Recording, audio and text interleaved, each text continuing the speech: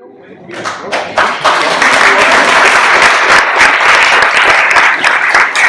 I'm going to do is just begin with some fundamental, very obvious, but still very fundamental contextual points.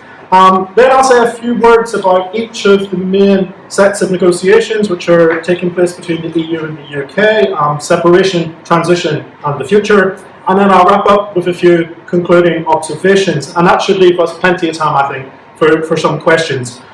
Just in anticipation of the questions, I should immediately flag up a couple of disclaimers.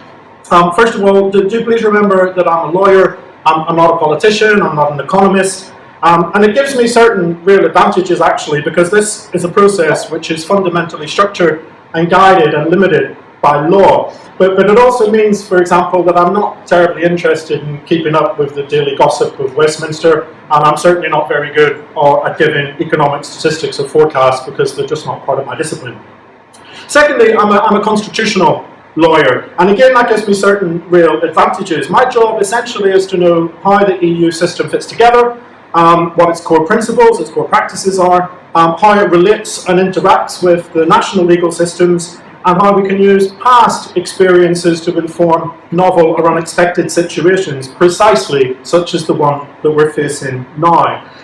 So being a constitutional lawyer is actually a very useful thing, but again it does mean that I have certain limits. I don't have or even need, for example, detailed technical knowledge about financial services regulation or fisheries quotas or things like that. And thirdly, and in a way probably the most important disclaimer, there really is not so much happening in every conceivable direction, in every conceivable sector of society, of the economy, that it's just become impossible now for any single person to be fully on top of the entire situation. That shouldn't come as a surprise. I seem to remember when I was last in Bath, I tried to illustrate Brexit with the analogy of somebody simply taking a jigsaw puzzle or a chessboard, throwing it up into the air and keeping their fingers crossed that the pieces would land in exactly the right order and place again. So it's not really surprising that a single person, especially a lone researcher like me, can't simply keep an eye on all of the various thousands of different developments which are happening all over the place. I've got to be selective. It means that there may well be issues which are in the news and which are particularly interested in, but I might not necessarily have any detailed or profound knowledge of it. Not that I have profound knowledge of anything. Okay, enough disclaimers. Let's get stuck into our discussion. And I'll start off, as I promised, with some obvious but fundamental contextual points. And there are 6, and we can say them really quite briefly. First of all, it is now clear beyond any doubt whatsoever that the institutions of the UK state were completely unprepared either for the outcome of the 2016 referendum or for the impetuous decision of the May government to implement that referendum outcome in a relatively extreme way, or for that to happen within such a restricted and artificial timescale. Second contextual point, the UK obviously, as everyone in this room will be aware, remains deeply divided about where we are and where we're going, and not just in terms of our relations with the EU, but in a whole other set of fields. And there are clearly deep fissures, not just in British society, but in Parliament and indeed within government. Thirdly, ideological Europhobia has taken advantage of this situation to emerge from what it was, which is an essentially hard-right fringe movement, to become probably the most vocal and confident voice in the whole of British politics. And confidently, the moderate and surely still more representative mainstream of Labour and Conservative parties alike often gives the impression of simply having been rendered virtually impotent by this entire situation. Fourthly, for all of those reasons, it's unsurprising to find that the UK's government approach to its relations with the EU has wavered between the weirdly unrealistic and the wildly incoherent. The UK has consistently struggled to comprehend even the most basic issues around the sequence and timing of these negotiations. It appears completely confounded by the unified front of the EU 27 and often simply unwilling to respect the integrity of the process that they have set out. It seems barely capable of processing, let alone engaging with, the EU's clear emphasis on the need to build mutual trust in these negotiations. And of course, we come across as totally obsessed with our own historical exceptionalism. Go to any country in the world and ask them if they're special, and of course they'll say, yes, We do it as well, it's just that we seem to do it with bells on. Fifthly, it's important to recall that a very significant constituency within the triumphant Leave campaign positively want these negotiations to fail. They actually don't want an agreement, they want these negotiations to fail. After all, a complete break that would set the UK free from the tyrannical embrace of the EU SSR, that was one of their key motivations for their entire referendum campaign. They want these negotiations to fail. And last, sixthly, but very far from least, it's clear that one of the main strategic objectives of the Leave campaigners within and outside government is to construct a narrative that they can sell really quite relentlessly and effectively to the British public, and that's that responsibility for anything that might go wrong over the days, the weeks, the years, the decades to come lies with everybody else in the world. Everybody else in the world. It lies with the malignant authors of Article 50 who apparently, we didn't know this before, but we know it now, set out to make leaving the EU as punitive and difficult as possible. Not that the government called a referendum and then made decisions on the basis with no preparation whatsoever. It's rather that other people deliberately set out to make our life as difficult as possible. Responsibility lies with the rabble of traitors and saboteurs and enemies of the people who are trying to undermine Britain from within. But most of all, of course, it lies with the vengeful foreigners in Brussels and Paris and Berlin who are spitefully setting out to make these negotiations as difficult as possible so as to try and punish poor little Britain for seeking to assert its independence. And the story that we get on a virtually daily basis from these Leave campaigners is Brexit could have been so big, so bold, so beautiful, so brilliant, but we all ruined it all. We all ruined it all. And that's the story that we're going to hear on a regular basis for years to come. Now, it's against that background of those 6 contextual points that we need to look at the entire Brexit process in all of its incarnations, as virtually every sector of our economy, our society struggles to understand the full implications, both short and longer term, of the UK's withdrawal from the EU. But what I'm going to do is just focus in particular on the 3 sets of negotiations which are taking place within the context of the Article 50 process: separation, transition and future. Now, on the separation issues, we know that this will deal with the immediate problems that are required so as to ensure an orderly rather than a chaotic withdrawal of the UK from the EU. And as probably everyone in this audience knows, in December of 2017, the union negotiator, that's the Commission, and the UK government endorsed a joint report that expressed their agreement on a whole range of key issues. And on that basis, and I'm going to stress that, on that basis and that basis alone, the European Council, in other words the other 27 national leaders, decided that there had been sufficient progress in the negotiations so far so as to proceed to talk about transition and the future, as the UK government so desperately wanted. Now, work will continue, is continuing to try and reach full and final agreement on the full range of separation issues, because most of them do remain incomplete. Even the issue of migrant, union and UK citizens' rights in other countries, that's the most advanced and it's still incomplete. Some of those issues are very considerably incomplete. As yet, the 2 sides are miles apart on the issue of governance and dispute settlement under the withdrawal agreement. Other topics have barely even been discussed yet. The protection of intellectual property rights, public procurement procedures, the use of pre-withdrawal data, how it can be shared, how it can be used, how it must be stored. Not even discussed yet. Now, the Commission's draft text on the separation agreement that was now intended for debate by the EU 27 governments and the European Parliament, but was published just a few days ago for all of us to look at, it represents a first attempt to translate that joint report into a more legally credible text, as well as filling in some of the blanks so as to give us something on the basis of which to negotiate.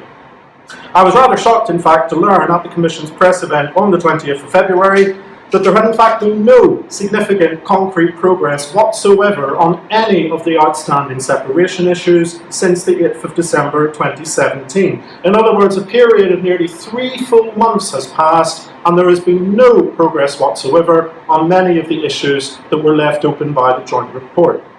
If anything, things have gone backwards. And that's true especially when it comes to what is one of the main separation issues. It's probably the most difficult of the lot, and it is the one which is still potentially fatal to these entire negotiations, and that's the situation of Ireland and Northern Ireland.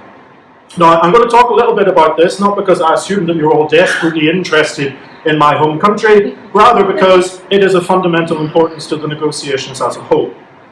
Now, the challenges facing Ireland and Northern Ireland are myriad and deeply worrying. Indeed, such is the potential scale of the damage and disruption that UK withdrawal could do both to the north and to the south, that it's small wonder that many Irish citizens openly talk about Brexit almost as an act of hostility on the part of the UK government against their populations. But it's the border issue, or to be more precise, the issue of the physical border governing the movement of goods between the north and the south, which has quite rightly attracted the most attention and the most worry. Now, the problems are entirely of the UK government's own making. The government says that the UK is leaving the EU customs union and the single market. That inevitably means that there will be a customs and regulatory border between the UK and the EU, including the Republic of Ireland. But the government also promises that there will be no return to a hard border on the island of Ireland, which the government has defined as no physical infrastructure whatsoever and no related formalities such as checks or controls. Quite a sweeping definition. Now, the only feasible way to deliver on that second promise is if Northern Ireland remains, whether you call it this in name or whether you make up another title to disguise the fact, remains within the customs union and key parts of the single market, even if the rest of the UK doesn't. And yet the government has repeatedly stressed and reassured its DUP allies that Northern Ireland will be leaving the customs union in the single market along with the rest of the UK, and there will be no new barriers to doing business between Northern Ireland and Great Britain. Now, what this boils down to is that the government has promised completely irreconcilable things to different groups of people, but reassuring them repeatedly that they'll all get what they've been promised. Now, that brings us to the joint report of December 2017, in which the union negotiator and the UK government set out their agreed approach to the challenges facing Ireland, Northern Ireland in general, but the physical border for the movement of goods in particular. Now, again, I stress, this was the sole basis on which the European Council decided that progress had been made in the negotiations and could continue to talk about the future. Now, the joint report lays down a three-tiered strategy to find a solution to the problems of Ireland. And it's worth actually reading out the quote in full. It's paragraph 49 of the joint report, in case any of you are reference buddies. The United Kingdom remains committed to protecting North-South cooperation and to guarantee of avoiding a hard border. The UK's intention is to achieve these objectives through the overall EU-UK relationship.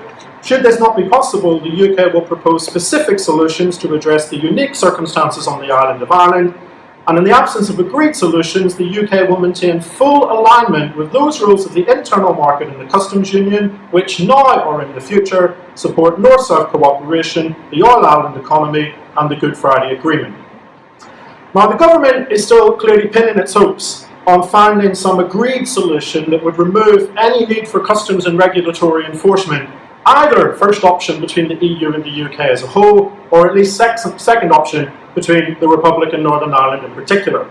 But so far, the government's proposals, which were published last summer and have not been publicly updated since, have been dismissed as the stuff of fantasy.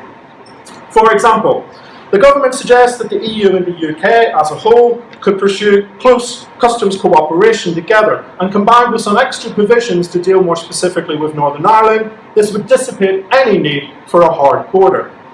The UK's proposals, even the basic ones, let alone the extras, however, rely on technologies which don't exist.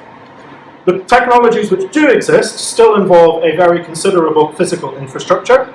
That infrastructure would need to be installed across a very large number of border crossings between Northern Ireland and the Republic. Those crossings would easily and inevitably become the target of violent attack.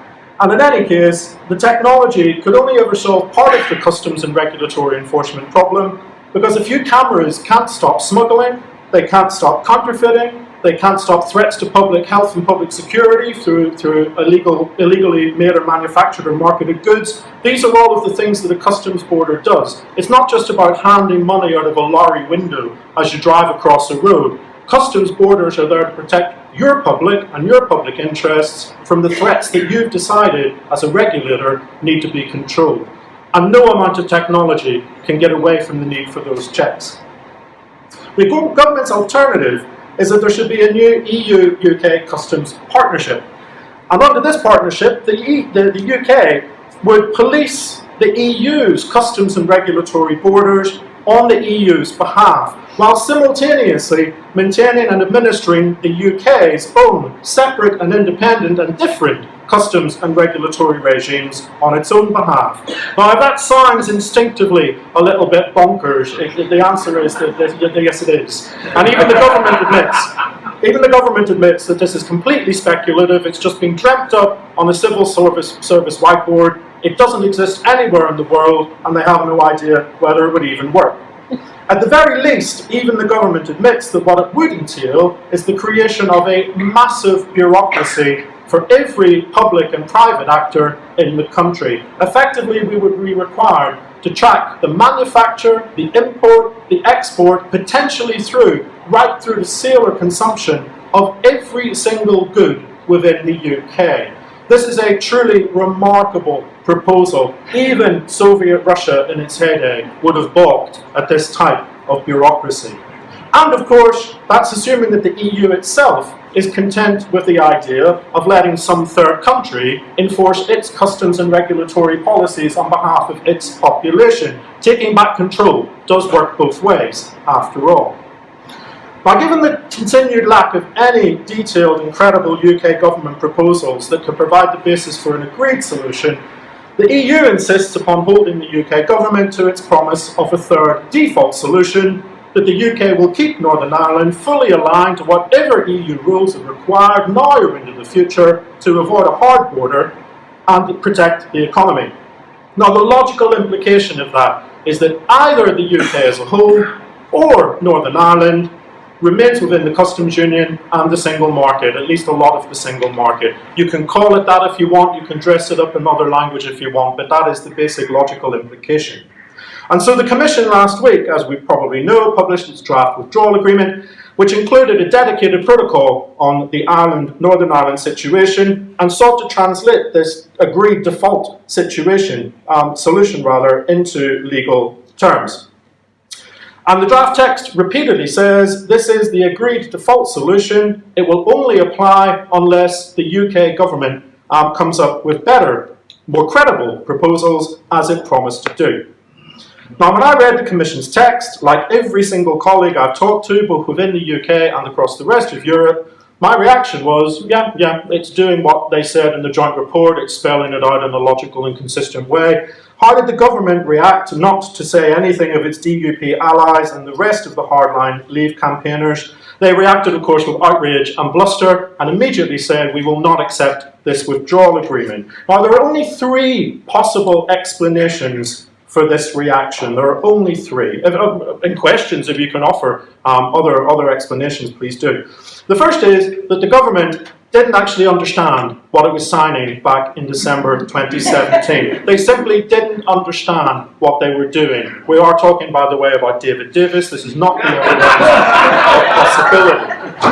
Now, in that case, if they signed a crucially important document which they did not properly understand, they are rank incompetent and they should not be running a country. Second explanation, it gets worse. That's the benign explanation. Second explanation is that they did understand and genuinely agree to that joint report when they signed it back in December, but when they realised that the DUP might desert them in the Commons and the government could collapse, they decided to backtrack on their word, in which case they are thoroughly untrustworthy and therefore incapable of running a country. Third explanation is that they understood but never genuinely agreed to what they were signing in December 2017. They did it purely as a self-serving tactic in order to move the negotiations forward, as they were so desperate to do, biding their time to then reject the agreement ex post, in which case they are thoroughly dishonest and they are not fit to run a country. But they're the only three explanations. There are no other explanations for their behaviour. At some point, the government is going to have to finally admit that it played dirty politics with the future and well-being of Northern Ireland and the Republic. Promises are going to have to be broken, and people are not going to be happy. Now, if it's Ireland and the EU that the UK decides to jilt, that could have very serious consequences, not just, of course, for the border, for the economy, for political stability in Northern Ireland, but also for the prospects of any negotiated agreement with the EU, whether it's on withdrawal, on transition, or the future. And it's very striking that senior EU politicians have been lining up over the past few days to say, if you think that you are going to wriggle out of the promises that you made back in December, you are really playing with fire in these entire negotiations. At the very least as well, of course, it does nothing for the UK's credibility as a basic international trade partner. And that is a rather high price to pay, I think, for a government which has a vision of global Britain. If it's the DUP that is going to be disappointed, not only could the government, of course, see its support in the House of Commons evaporate, but I think we'll find, as if we needed any reminder, that violence or instability is not the sole prerogative of Irish Republicans. The hard right leadership of Ulster loyalism is perfectly capable of provoking all sorts of instability and disorder in its own right. So, on separation, there has been some progress, but there is still an awful lot to do. And on the issue of Ireland, the incompetence, duplicity, stupidity of the UK government could well spell disaster. What then about transition? Now, on transition, there's already a lot that the two sides agree on. First of all, they agree that this will be a post-withdrawal transition. The UK has not requested a prolongation of membership. The UK has not said we want to stay in longer to give us more time to sort things out. We are leaving. It's just that once we've left, we'd like to be still governed by all the same rules to give us more time to make the necessary preparations. But it's quite clear that on the 29th of March 2019, the UK will become, on its current trajectory, a third country in relation to the EU. Secondly, they've also agreed that this will not be an implementation period in the sense that the UK government described it back in its white paper of February 2017. Now, as some of you may remember, we talked about this in Bath last year. What the UK government proposes is that there should be an implementation period that would see the phased entry into force of the full and final deal on our big, deep and special partnership with the EU. That would already have been completely finalised, done and dusted by October of this year. Now, of course, that aspiration was never credible. There was no prospect whatsoever of a full and final deal on the future relationship being agreed while the UK was still a member state under the auspices of Article 50 within such an incredibly restricted timescale. And so there can be no implementation of an agreement which doesn't exist. Now, the fact that the government in every single documentation still refers to the transitional period as an implementation period is simply a naked political attempt to disguise its own fundamental miscalculations right from the outset of this entire process. The government got it totally wrong. The EU insisted upon how things were going to be done, and the government just carries on using its own language in an attempt to disguise how badly it's handled this entire situation.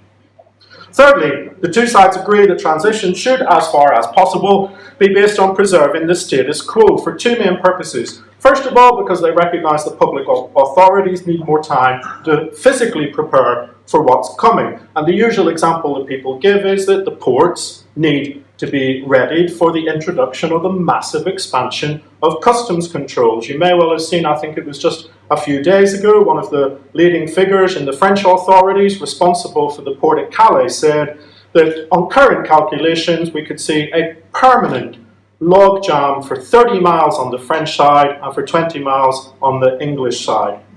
And that's even at the current state of preparations.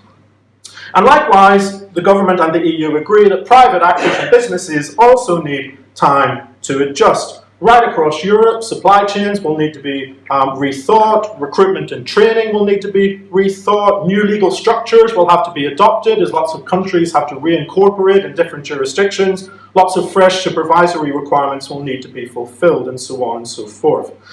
Now, this idea of giving us more time to prepare because we need to get the ports ready and we need to check our supply chains is, of course, the understatement of the century. And it is no exaggeration to say that the UK quite simply has no choice here. We need more time to complete even the most basic acceptable level of competent preparation for leaving the EU. And I'll just explain that a little more. The task that the UK government has brought upon itself is mind-boggling, and if it's not done properly, people like me and dozens of my colleagues across every imaginable discipline are all saying the same thing. There is a genuine and serious risk of systematic regulatory and administrative malfunction across this entire country. Now here we're not just talking about the vast amount of work that needs to be done under the EU withdrawal bill, already delayed by more than 6 months, we should point out, simply in order to make the legal system still be able to function to a basic civilised standard of legal continuity and certainty. Remember that the UK also needs to design and implement entirely new regimes to govern whole sectors, including agriculture, fisheries, customs, trade, nuclear safety, international sanctions and immigration. That's besides still the need to reach an agreement on resettling the devolution regimes for Scotland, Wales and Northern Ireland. And as we all know, if you follow the news, that remains a deeply contested issue.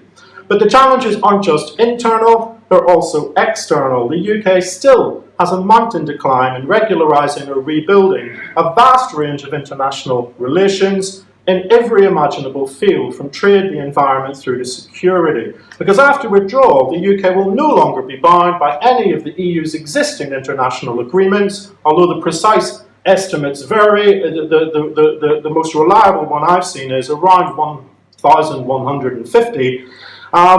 And the UK simply needs to replace these with new agreements involving dozens and dozens of international partners. Now, we'll just give one example to illustrate that.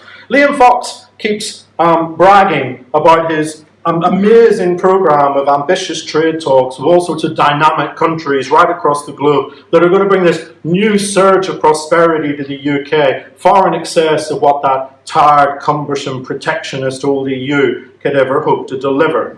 Now, there are any number of reasons why we could legitimately question Liam Fox's arrogance, or indeed his sanity, but even without questioning just how naive and fantastical that is on its own terms, let's actually look at the reality of what the UK's current trade policy is. The UK is currently travelling around the globe, going to all of those third countries with which the EU currently has agreements that we benefit from, begging those countries to copy and paste those agreements into new documents, which they will then sign directly with us, subject to whatever concessions they manage to wring out of us, because they know that we're both desperate and inexperienced. And then Liam Fox has requested under the trade bill sweeping powers of executive lawmaking with minimal parliamentary scrutiny, so as to change whatever UK laws need to be changed in order to implement his new amended trade agreements, and not just for 2 years or 5 years on a potentially indefinite basis. We are effectively sprinting just to stay still and sacrificing basic democratic principles to do it. But I digress. Let's pull all of that together, the internal challenges, the external challenges. It simply beggars belief, it really beggars belief, that any developed country would willingly expose itself not only to challenges of this nature and scale, but to even any vaguely serious risk that we might not be able to fulfill them to the necessary degree of minimum competence and completeness. But that is exactly what the UK has done.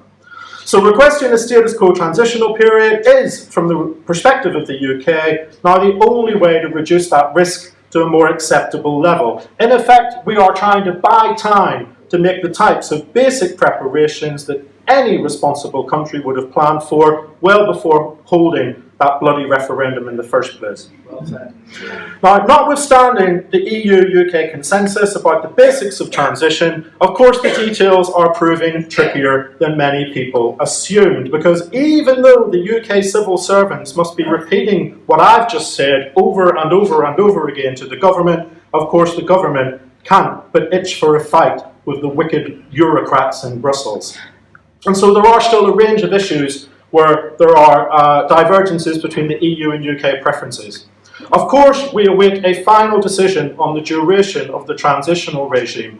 The UK has suggested around 2 years and wants to keep an open mind about that. I hear on a fairly regular basis now anecdotal reports, people sent me them in by email of UK officials meeting up with people working in various business sectors and reassuring them that transition is going to last potentially a very long time. Well, actually, the EU says the transition will expire on the 31st of December 2020. It doesn't matter whether the UK gets 2 years or the EU gives 21 months. Either of those are a lot shorter than many businesses have requested. And so far, surprisingly perhaps, there's no explicit support either from the UK or the EU to at least include a facility to extend the transition if it proves necessary within the withdrawal agreement. More controversial is the EU's insistence that the UK should simply have to follow the whole of EU law, even as it evolves and changes during the period of transition, whereas the UK has requested a mechanism that would allow the British to object or reject changes in EU law during transition. But probably the most difficult issue is, of course, the free movement of persons. Now, the EU position here is robust. Free movement should continue in full during the transition period, but not only that, the so-called specified date, which is the date by which we'll calculate entitlement to future protection for migrant citizens under the withdrawal agreement, should be the end of transition, not simply the date of withdrawal. So all EU citizens at the end of transition should be treated equally. Now, the UK's position here has been moving towards the EU's one, but again, Theresa May has dug herself in such a right-wing political hole that she's going to have to seriously back down in order to make this compromise. The UK says that we'll accept a temporary extension of free movement and will even offer some citizens' rights protections to new arrivals into the future, but we won't give them full parity of treatment with previous EU migrants, particularly when it comes to their families.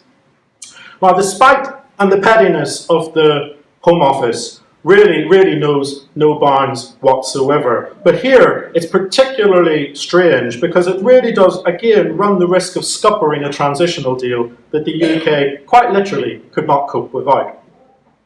So we have negotiations over separation, we have negotiations over transition. The third and final set of talks concern the future relationship between the EU and the UK. Now here, the EU's plan is very straightforward. We're going to have a definitive legal text on separation and transition, plus a political declaration which outlines the overall shape of future UK-EU relations, all of that finalised by October 2018. And that will then give enough time for the necessary parliamentary and institutional ratifications on both sides.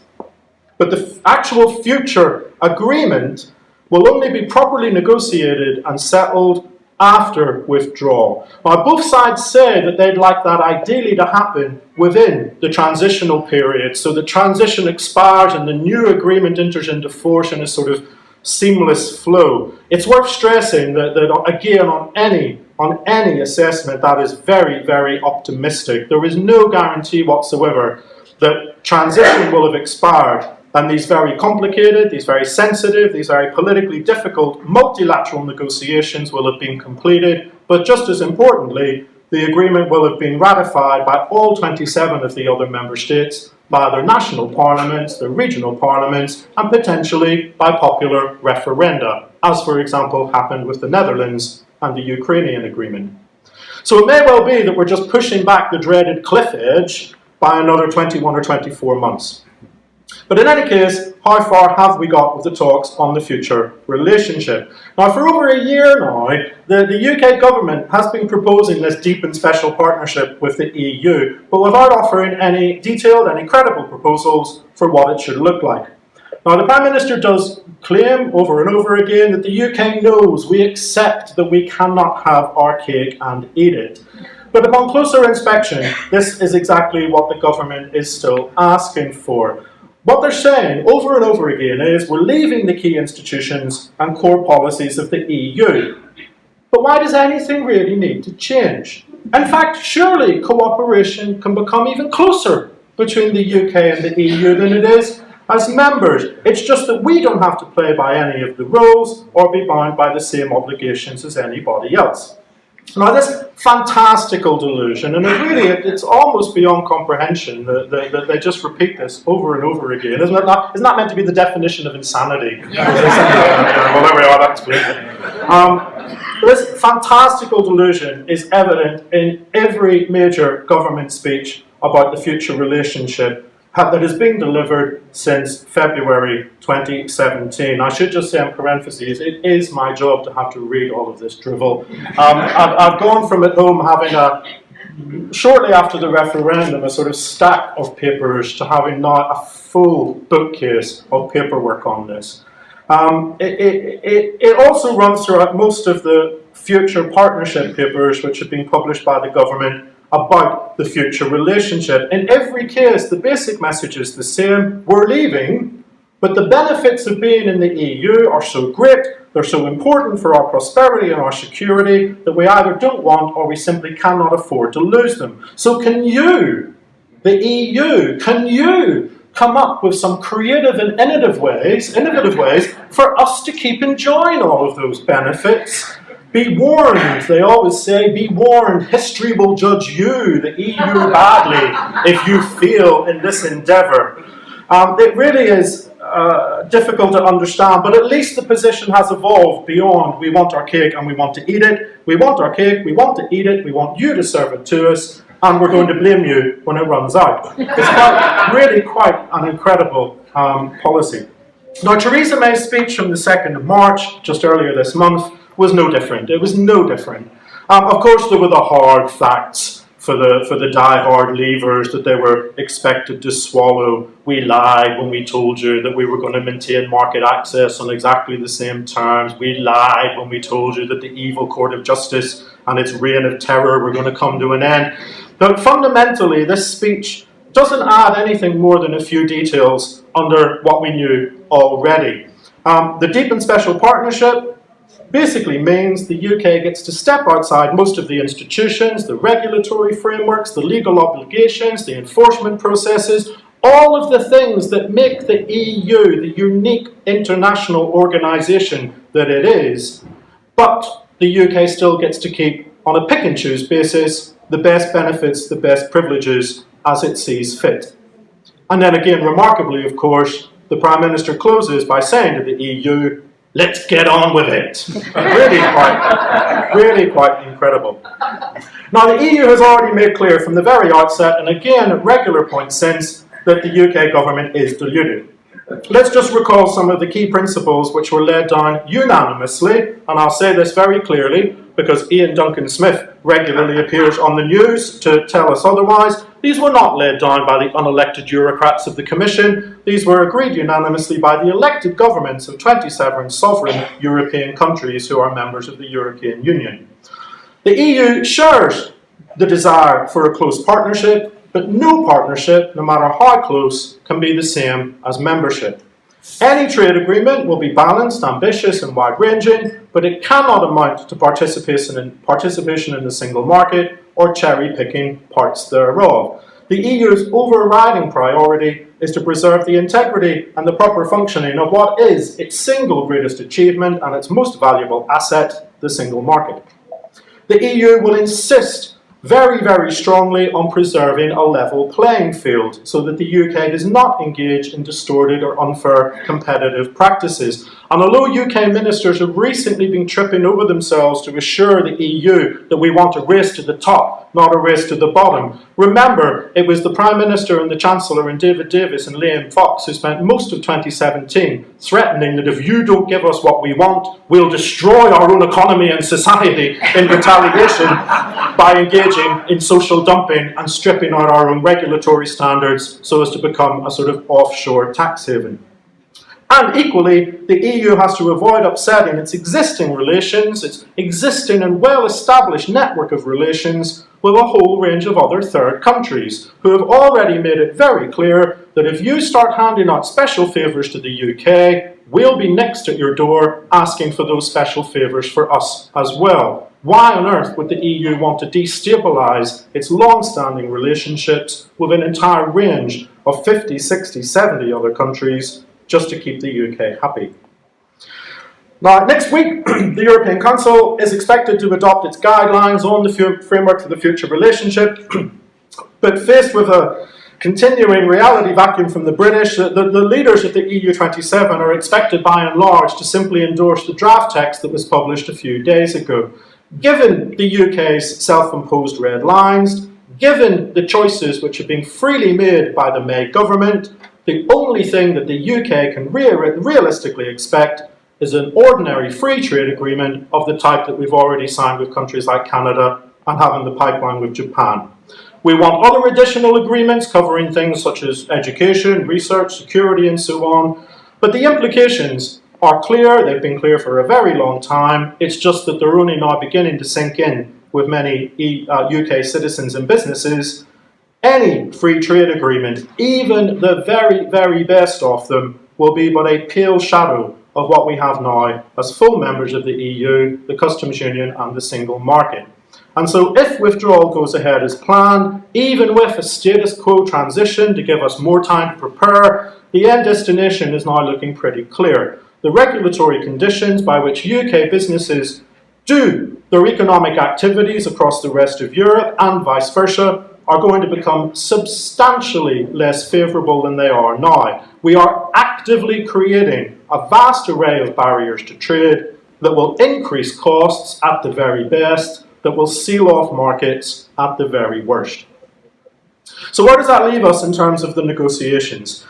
It's now over 20 months since the referendum. It's just over half a year until we're meant to have finalised all of these texts and terms. There's just over a year left until the planned date of actual withdrawal. But as events continue to demonstrate with painful, and it is painful, clarity on a daily basis, the fundamental problems in the UK have not changed one bit since the 23rd of June 2016. A deeply divided country, a deeply divided government, no credible plan to deal with the situation, and the clock is fast running down. Now, events could still take a dramatic turn. I like to call it a coalition of the sane might emerge in Parliament, particularly if the government either fails to negotiate an acceptable deal or to bring back any agreement at all. Now, the prospect of reversing the decision to leave is obviously a welcome one to many of the people in this room, I'm sure, but we know that it only creates even more difficult questions in its wake. For example, does the UK, now that this referendum has torn huge holes in our own constitution, does the UK even feel constitutionally comfortable or confident anymore to make this type of decision by its constitutionally proper authority, the elected parliament, or is the impact of that 2016 referendum such that only another referendum would be seen as legitimate enough constitutionally in order to change our minds? Even if the UK did change our mind, would the EU27 even be prepared to accept it? Do they have any right not to accept it? Again, we don't really know the answers to those questions. In every direction, problems piled on top of questions, piled on top of uncertainty. Okay, it's time for me to wrap up. And I'll wrap up in a way by going beyond the constitutional legal analysis. By the way, you may well have thought that that was all very personal and subjective. This is what every EU lawyer in Europe is saying to their own audiences, their own governments, their own colleagues. Nothing which I have just said would be seen as particularly controversial or unusual among the people who are following this disaster. But I'll wrap up with some more personal observations. God, you're probably worried, oh God, what are the personal observations going to be like?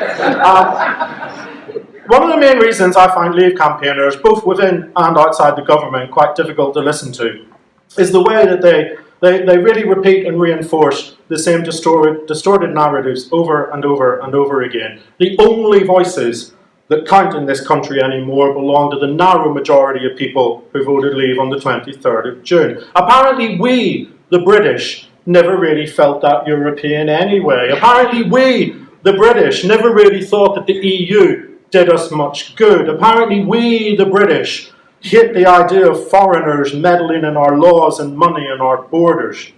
Now these Europhobic charlatans can speak for themselves, and I've no doubt whatsoever for their army of zealots. And by that I do not mean the people who happened to vote Leave on the 23rd of June 2016. I mean the real hardcore army of zealots who march behind the right-wing Tories in UK. And let's mention them because they deserve a mention. The useful idiots of the left-wing Leave campaign who helped do the job for them. But they bloody well don't speak for me, and I suspect they don't speak for a lot of people in this room, and they certainly don't speak for millions of other citizens in this country who do see British participation in the European Union as an integral part of our national story. We do see our European citizenship as an integral part of our own national identities, and make no mistake whatsoever, we are very determined and entitled to make sure either that it stays that way, or if these lunatics succeed in their plan in the short term, to reverse it as soon as we possibly can in the future.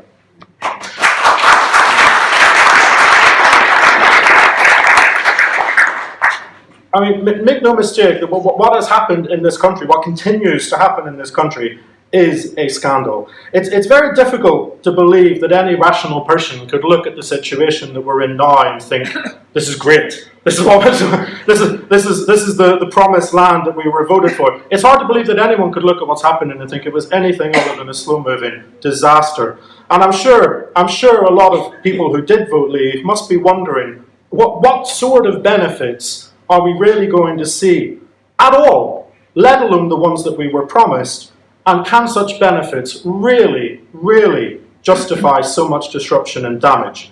Because it's not just that the referendum campaign made a mockery of the UK as a mature and responsible democracy, which it did.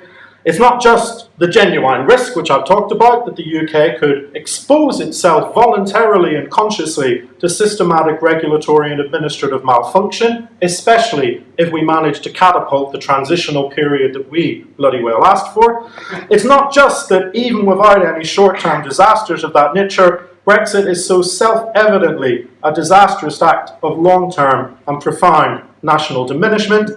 It's not just even the vast waste of time and energy and money and resources that is being poured, not poured in to improving the lives of people in this country, the vulnerable, the poor, improving our public services. Oh, no, we don't want to spend our time, our energy, our money and resources doing that. What we want to do is waste it away trying to limit the self-inflicted damage that Brexit will bring to us all.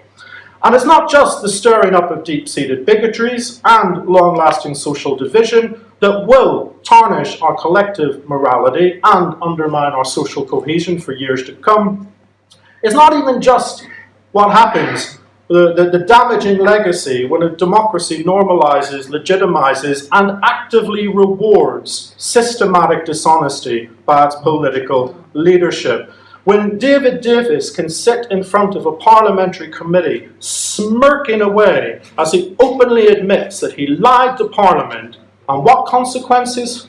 Zero. Something has gone badly wrong in the way that this country's democracy operates, and I'm sorry, the referendum and everything that's happened since is directly responsible for it.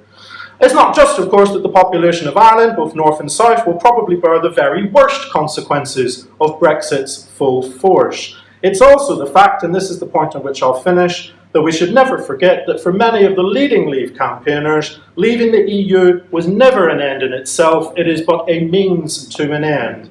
It is merely their way of trying to further their ulterior political objectives. However ill-defined, confused and irrational they may be, they are still dangerous nonetheless. And I refer, of course, here to the hard-right dreams of launching some sort of political, economic, social and cultural revolution in the UK. A revolution which they have blamed EU membership for hindering, and they see Brexit as opening the door to. Which means that we're not just fighting a hard Brexit or even fighting Brexit full stop. It is also, as I probably said in Bath last year, fighting for the fundamental values that we want our country to respect and to represent, because those values are most definitely under threat. Thank you.